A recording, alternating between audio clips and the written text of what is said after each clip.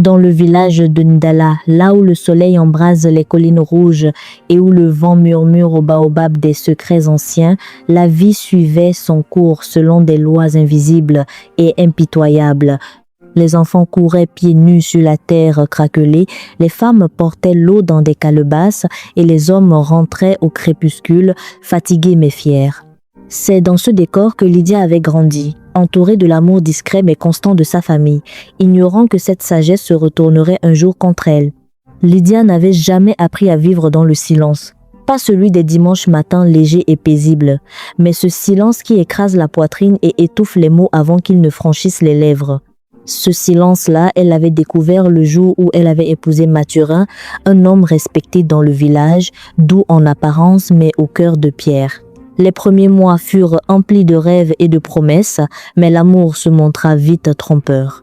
Mathurin ne frappait pas souvent, mais sa violence était plus insidieuse. Contrôle absolu, décision imposée, argent retenu. Une femme mariée n'a rien à chercher dehors, avait-il décrété.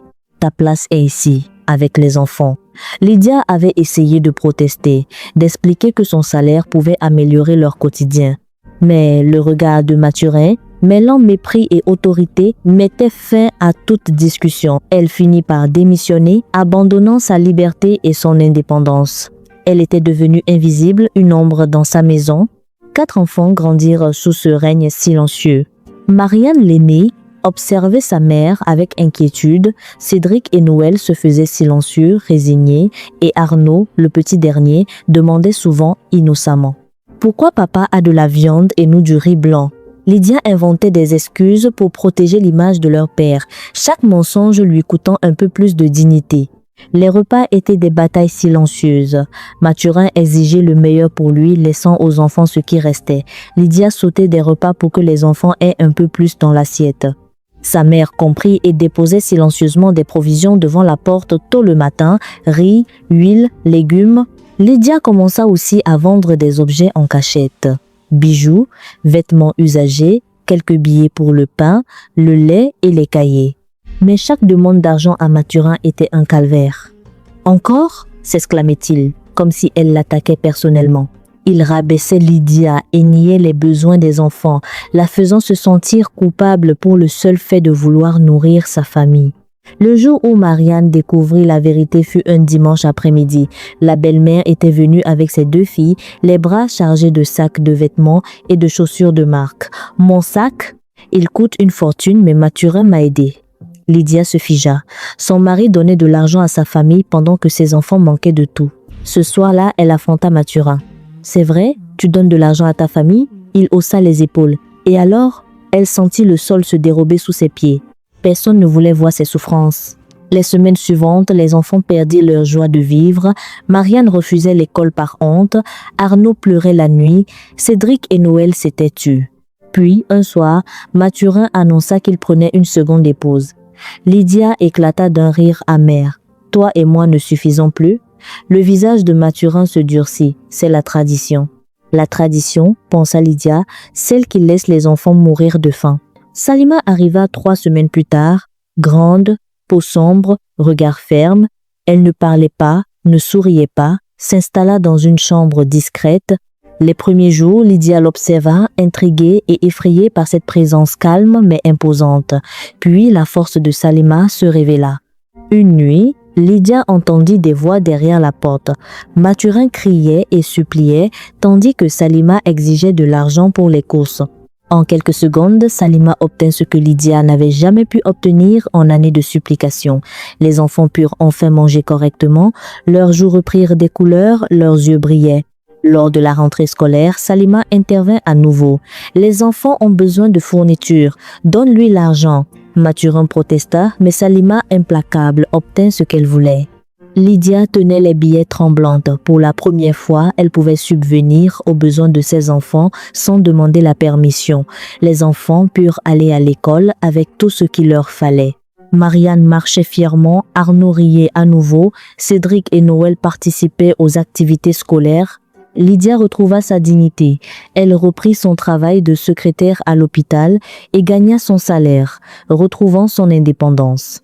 Salima, de son côté, trouva un emploi et contribua aux dépenses du foyer sans chercher à s'imposer.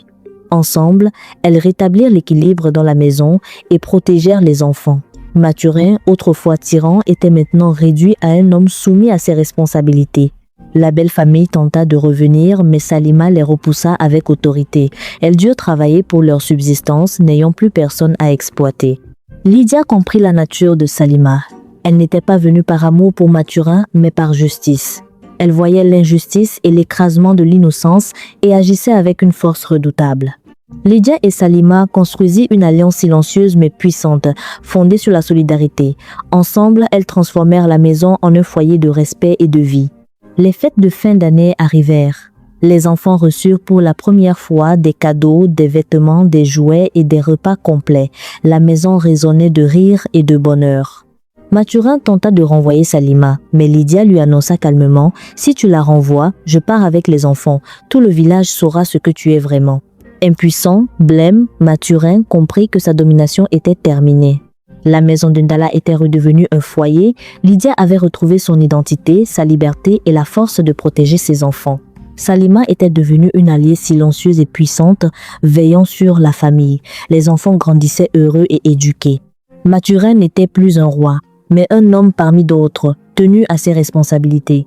La belle famille, repoussée et forcée à travailler, avait appris que la justice et la force morale pouvaient triompher de l'égoïsme et de l'oppression. Dans les collines rouges de Ndala, le vent racontait une nouvelle histoire, celle d'une femme qui avait retrouvé sa voie, d'une alliée venue de l'extérieur et de la renaissance d'une famille brisée.